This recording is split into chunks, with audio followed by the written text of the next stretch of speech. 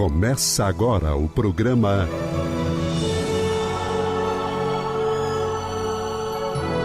O Livro dos Espíritos em Nossa Vida.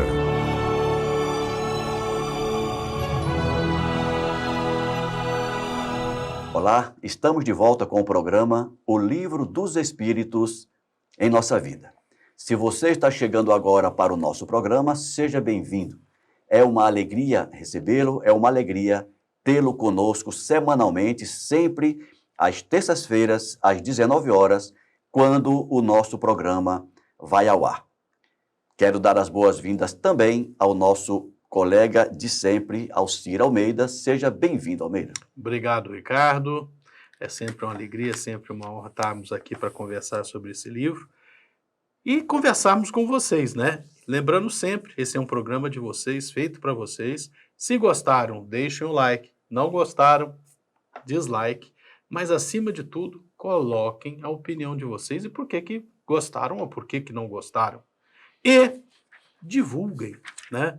Divulgue para os seus amigos, seus parentes, pessoas que têm esses interesses que vocês têm em comum e conosco sobre o estudo do Livro dos Espíritos.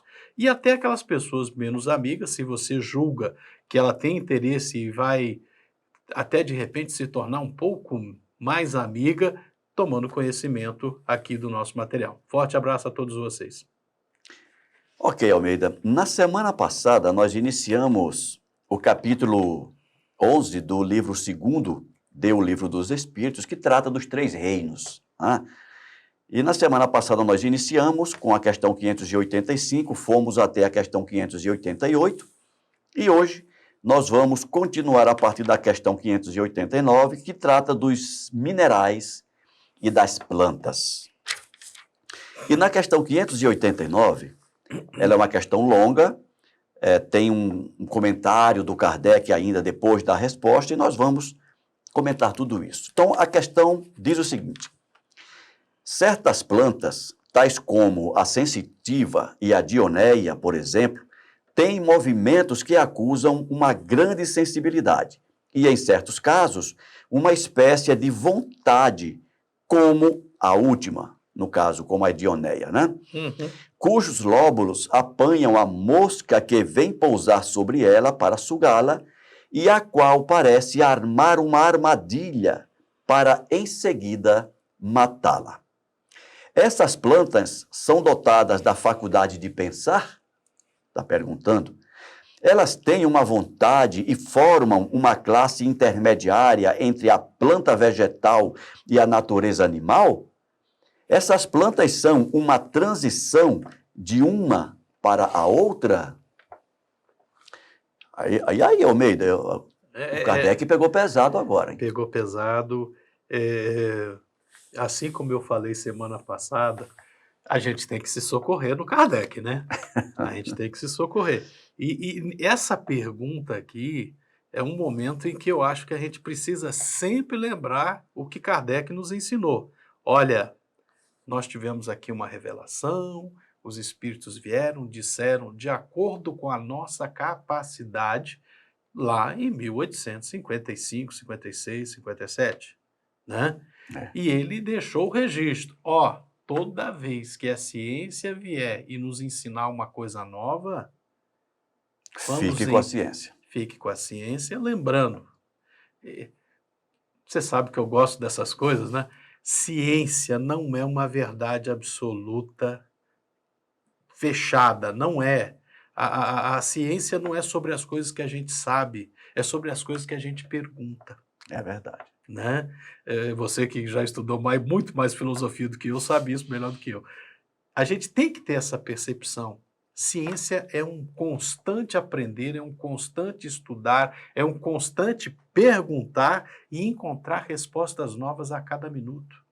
Estamos aí saindo da pandemia, aquilo que era verdade 2 anos atrás, hoje é tido e reconhecido como um engano, mas foi ciência 2 anos atrás. Aquilo que era invenção 2 anos atrás, hoje é tido como ciência. E por aí vai. Né? Ô Almeida, nessa lógica que você está comentando, espero não ter interrompido Não, de jeito nenhum. teu raciocínio. Mas eu lembrei, cara, que quando a gente era criança, tinha um desenho animado, tinha vários, mas eu estou lembrando de um, se eu não me engano, era os Jetsons, Os Jetsons. não é? Que era pura ficção científica. Era. Tinha a Rose, a empregada doméstica, tinha o Jasper.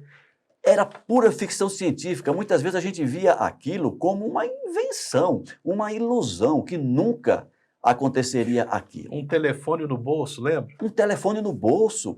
E se eu não me engano, eles conversavam. E se né? viam. E se viam. Sim. Aquilo é uma maluquice. Como é que pode um negócio daquele? Hoje em dia as crianças já nascem sabendo mexer em celular, coisas desse tipo. Então eu gostei muito disso que você falou, que as respostas científicas, elas são uma verdade momentânea. O que é verdade hoje pode não ser amanhã, e o que é mentira hoje, ou não aceito hoje, daqui a pouco vai ser aceito Se prova como uma verdade. como uma coisa mais, né? E o Kardec, ele foi muito feliz e de uma sabedoria imensa quando ele disse aquela frase que você acabou de citar, né? Quando em algum momento a ciência comprovar os fatos, não fiquem comigo, não fiquem... Fiquem com os fatos. Conquistar nos nossos livros, fiquem com os fatos, porque contra os fatos não há o que se discutir, né? E a doutrina espírita tem essa grande virtude, essa filosofia de acompanhar os fatos, sabendo que o que foi ontem talvez não seja mais hoje, ou que não seja exatamente como era visto naquele momento. A gente pode até dizer, é a mesma coisa, mas está um pouco diferente, está melhorado, está aperfeiçoado, né? E nós espíritas precisamos caminhar sob essa ótica, né? De saber que aquilo que muitas vezes é uma verdade inquestionável hoje, amanhã pode ser questionada e depois de amanhã pode ser comprovado o questionamento. Isso. E é assim que a vida segue e é assim que nós evoluímos. Uhum. Desculpa, eu interrompi o teu raciocínio. Nada de jeito nenhum. Eu agradeço até. Por quê? Resumindo o que a gente conversou, entre discussões filosóficas e a ciência, fiquemos com a ciência. Né? Agora, sabendo que ciência não é um oráculo definitivo. Exato. Eu senti necessidade de dizer isso e fiquei calado, e você falou. Né? Só para não ficar dúvida, né? Isso. Não, porque a ciência falou, está falado naquele momento. Ela pode desfalar daqui a 5 minutos. Ela pode desfalar aquilo. Tudo isso para dizer o seguinte. Semana passada a gente estava falando de rede micelial, lembra? Ah, bem lembrado, bem lembrado. A gente estava falando de rede micelial. Nós vamos pedir para a equipe da produção. É um artigo da BBC News. Isso. Né? Eu acho que você já leu também, né? Já li também. Nós vamos colocar na descrição. Quem quiser, fique à vontade e leia. É um material bem simples, sem nenhuma... Nada rebuscado. Nada rebuscado, mas quem quiser buscar conhecimento rebuscado, a partir dessa leitura vai poder ir atrás de saber o que é rede micelial e o que é que ela significa na natureza. Muitas coisas do que eu vou falar aqui é baseado em leituras que eu já fiz e por aí vai, né? Enfim, quando a gente começa a pegar essa pergunta, nós temos que nos colocar lá quando o Kardec a fez, 1857. Né? E ele fala, olha, tem 2 plantas aqui que têm movimentos, que acusam uma grande sensibilidade. Nesses 160 anos, 165 anos, muita coisa já foi descoberta envolvendo as plantas. Hoje nós temos muito mais conhecimento sobre a sensibilidade das plantas, né? Aquilo que o agricultor sempre sabe. Olha, a planta sabe, parece que sabe quando vai faltar água, que ela começa a se secar antes. Né? Ela começa a se prevenir para a seca. Perder as folhas. Começa a perder folha. Né? Quem teve a oportunidade de viver em lugares mais frios, sabe que quando chega no outono, ela joga tudo fora, porque ela sabe que virá uma nova primavera e ela vai se renovar. Isso é inteligência? Cuidado com a palavra inteligência. Né? É uma percepção. Né? A planta, de alguma forma, tem sensores químicos, físico-químicos que percebe que a umidade está começando a diminuir ou que a temperatura está caindo e se prepara para o inverno que vem. São sensores, né? São sensores. É. Do mesmo jeito que se você encosta a mão num ferro quente e tira, é um sensorzinho de temperatura que você tem na ponta do dedo. Ela tem na raiz, ela tem na folha, ela tem no caule e por aí vai, né? Mas aqui ele colocou de maneira bem simples, que mostram que tem uma grande sensibilidade. As plantas têm sensibilidade. Leiam a história da rede micelial que vocês vão descobrir que plantas percebem quando estão sendo agredidas, um fungo, uma praga, quando está vindo uma planta que veio de fora e está começando a ocupar o espaço, está começando a roubar alimento deles. Uma né? agressora, né? Oi? Seria uma planta agressora, invasora. Uma planta invasora. Ela percebe quimicamente que isso está acontecendo. Ela não tem olhos de ver, ouvidos de ouvir, mas ela tem sensores e ela tem sensibilidade. Maiores conteúdos também a gente pode ver a Evolução em Dois Mundos, do André Luiz, pela mediunidade do Chico. O livro é sobre isso, é sobre a evolução da vida no planeta Terra em duas esferas, no mundo material e na parte espiritual, tá? Isso tudo para a gente vir aqui e continuar a nossa pergunta. Acusam uma grande sensibilidade, em certos casos, espécie de vontade. Se nós podemos falar aqui de uma vontade, de uma inteligência, é o instinto de sobrevivência. Uhum. Não vamos nos iludir. Às vezes a gente entra na internet e encontra uma visão de dois animais, às vezes um é predador do outro, e o predador está tratando com muito carinho o predado, porque ele está de barriga cheia. Porque ele está de barriga cheia, a verdade é essa. Se ele tivesse com fome, comia. É instinto. É instinto, né? E as plantas têm o instinto de sobrevivência. Elas sabem que há momentos, assim como nós, em que para garantir a sobrevivência a melhor tática é a cooperação. Tem momentos em que elas percebem que existe a necessidade da competição. Por que as plantas lá no meio da Amazônia são tão altas? Elas estão competindo pela luz do sol, né? Se eu não chegar na frente, alguém vai chegar e eu vou morrer. Isso é competição. Mas, ao mesmo tempo, lá pela rede micelial, elas estão trocando informações, estão trocando material, estão trocando nutrientes, porque sabem que para a sobrevivência delas é melhor a cooperação. Né? Então, existe, nesse sentido estrito, inteligência em toda a vida.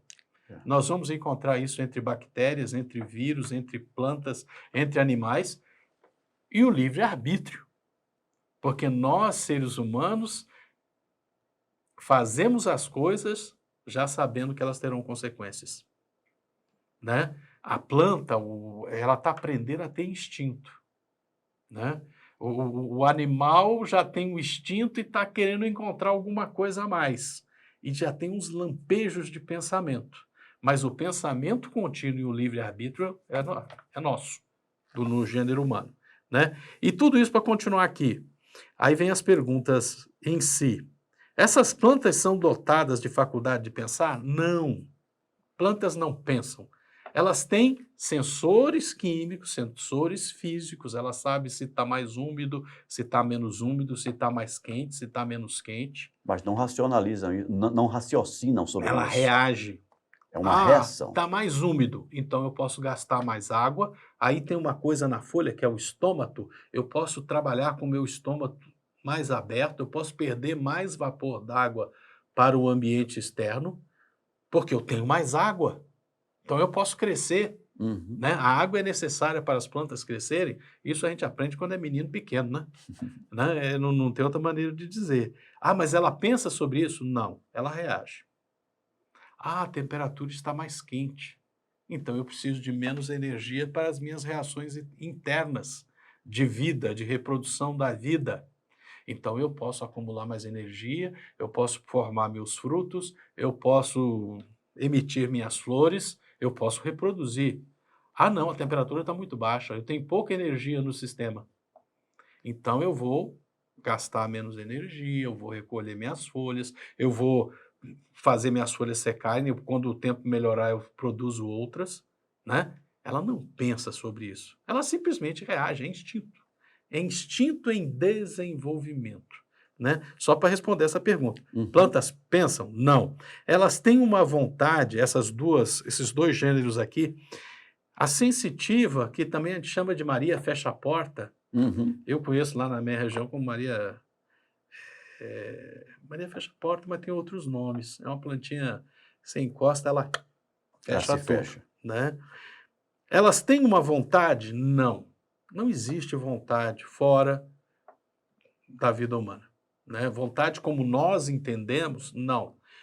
Não existe, porque elas não têm livre-arbítrio. Formam uma classe intermediária entre a natureza vegetal e a natureza animal? Não. São uma transição? São uma transição de alguma coisa que era antes para alguma coisa que veio depois.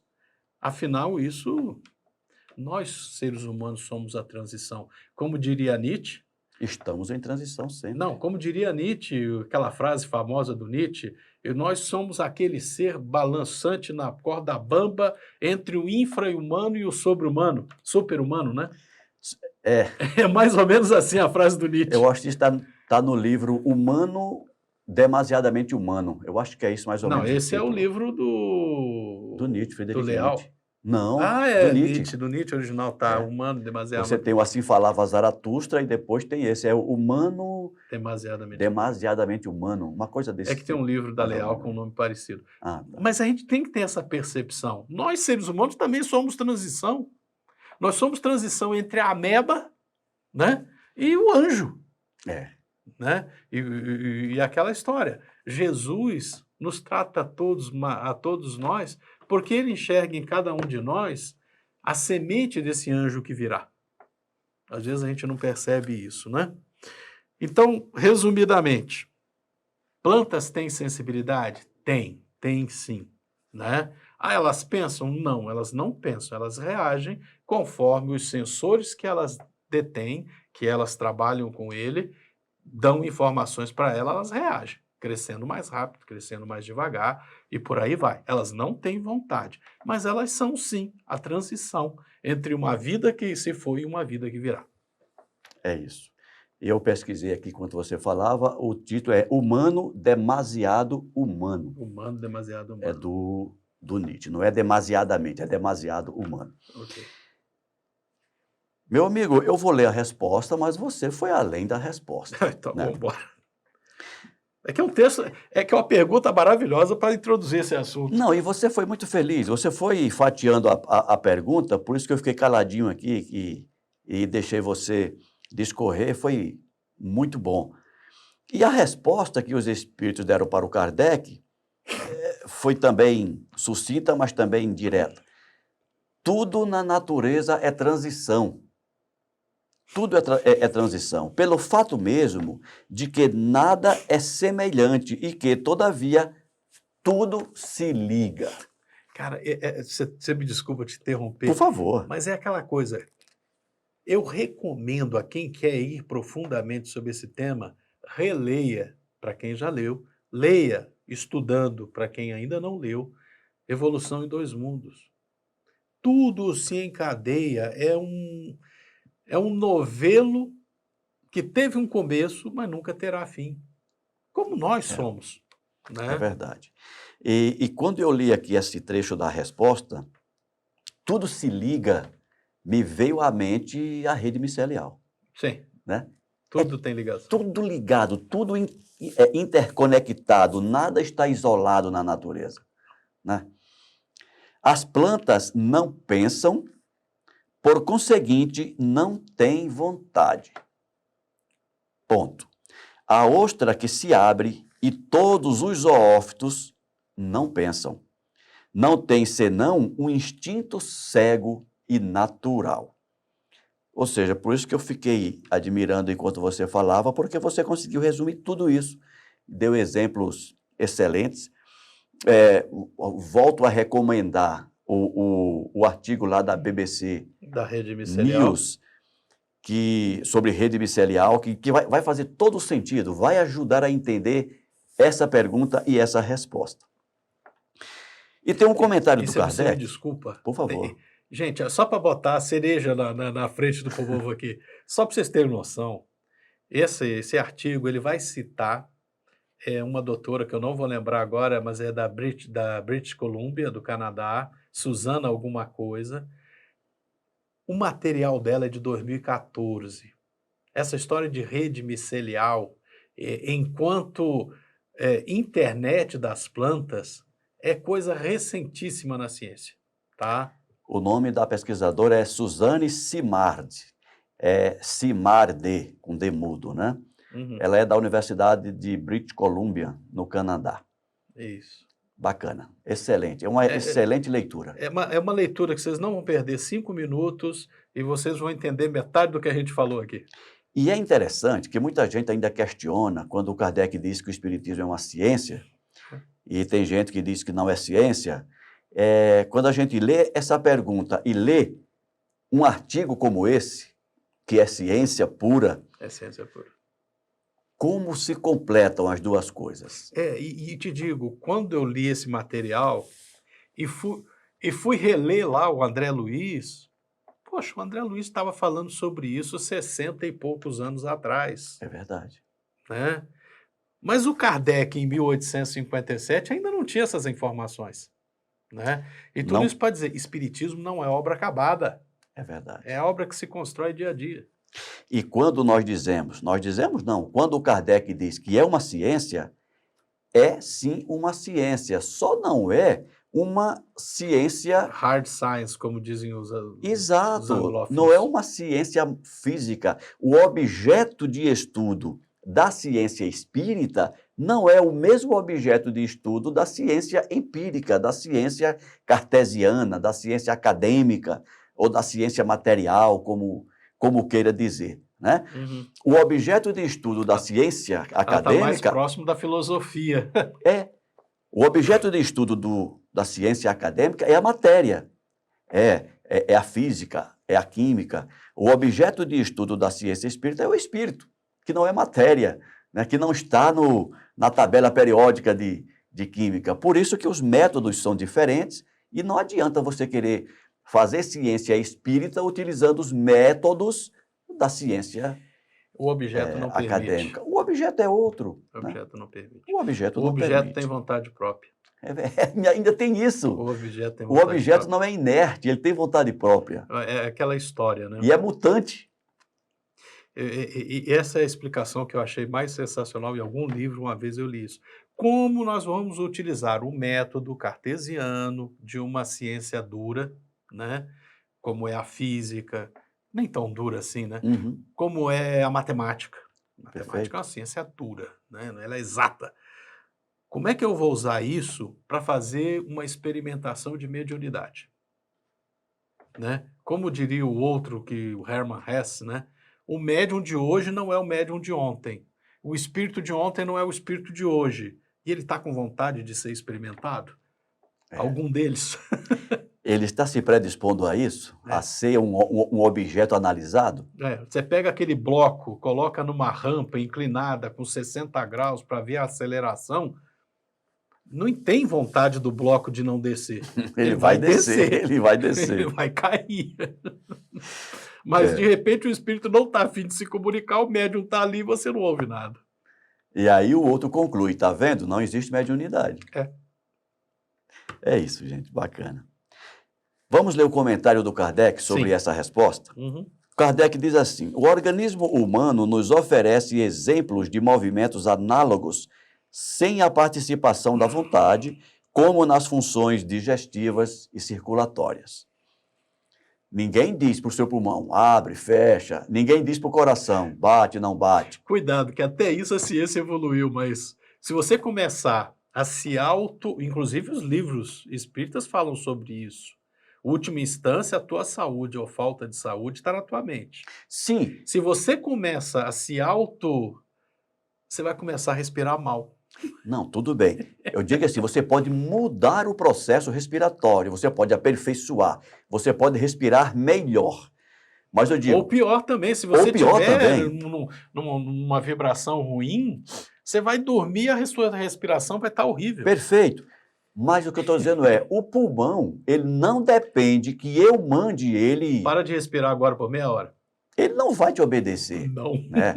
E quando você está dormindo, você não está mandando o pulmão respirar e ele vai parar de respirar porque você não está O mandando? coração não vai parar também de bater. Eles vão continuar trabalhando do jeito deles, mas vão continuar trabalhando. Bom, Agora, repetindo, e como a vida é um eterno processo de aprendizado e de aperfeiçoamento, nós podemos melhorar isso, e podemos sabotar também. ou piorar também, Uhum. né?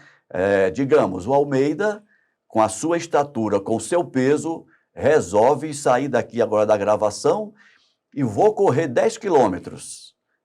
Combina com o teu coração, direito isso aí, Olha, né? pô, não fala isso comigo, né?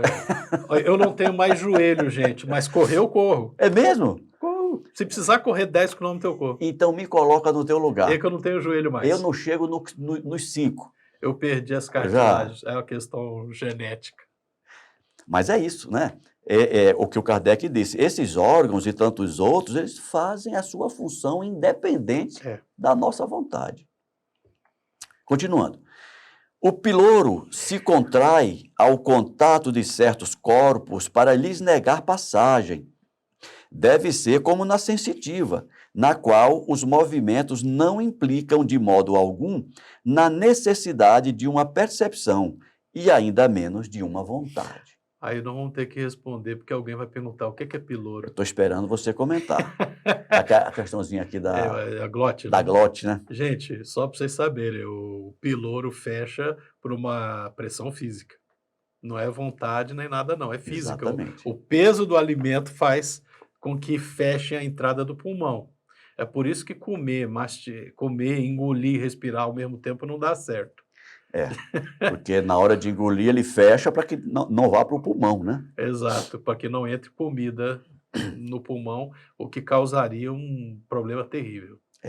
E é interessante que você falou que ele é movido pelo peso, mas não precisa nem ser tão pesado. Não, Porque basta uma gota de saliva ele que já- você falando e vai, né? Ele fecha e Mas se o você pulmão Mas se expulsa. você fizer isso, a gota de saliva entra pro lugar errado.